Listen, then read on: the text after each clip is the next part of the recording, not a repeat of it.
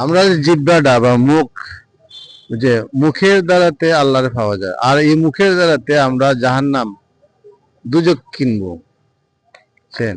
অনেকে এই মুখ দিয়া লক্ষ লক্ষ মানুষের হেদায়ত করে, আর এই মুখ দিয়ে আবার মানুষের খুন করে, আর এই মুখ দিয়ে কোটি কোটি টাকা রুজি করে, আর এই মুখ দিয়ে জাহান্নামে আগুন কিনে। আপনার কথা বলতে সাবধান করে বলবেন।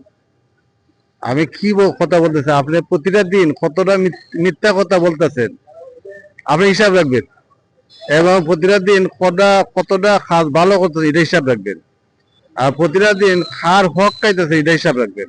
আর হলো আমরা চুল পরিমাণ আল্লাহর হিসাব নিব প্রতিটা দুনিয়াতে বা আখেরাতে।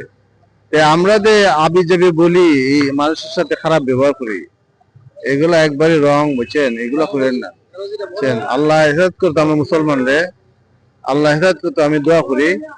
আর চেষ্টা করবেন কোন মানুষের ক্ষতি যেন না হয়, মানুষের যেন অযথা দুঃখ দিবেন না, কেউ জুলুম করবেন না। জুলুম করলে আল্লাহ এই দিনে তুই আপনি জুলুম একটা জুলুম করবেন, 100টা জুলুমের শিকার হইবেন।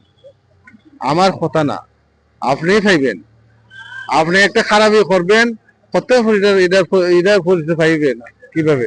আপনি একজন ভিক্ষা দিবেন, দেখবেন আপনার মনটা কেমন হয়। এটা পরীক্ষা করে দিন। একজন অসহায় মানুষের আপনি যে সময় সাহায্য করবেন, আপনি বুঝতে পারবেন যে আপনি কি, আপনার মনটা, আপনার ভিতরটা কেমন প্রবল্য, মানে আনন্দ লাগবে। যে সময় একজন মানুষে আপনার সেরা খালো কইরা, এই সময় শয়তানের সেরা থাকে, শয়তান এই সময় আক্রমণ করে মানুষের কাছে, শয়তানে আক্রমণ করে মানুষের সেরার হয়ে বর্ণিত যে শয়তানের সেরা, বুঝছেন?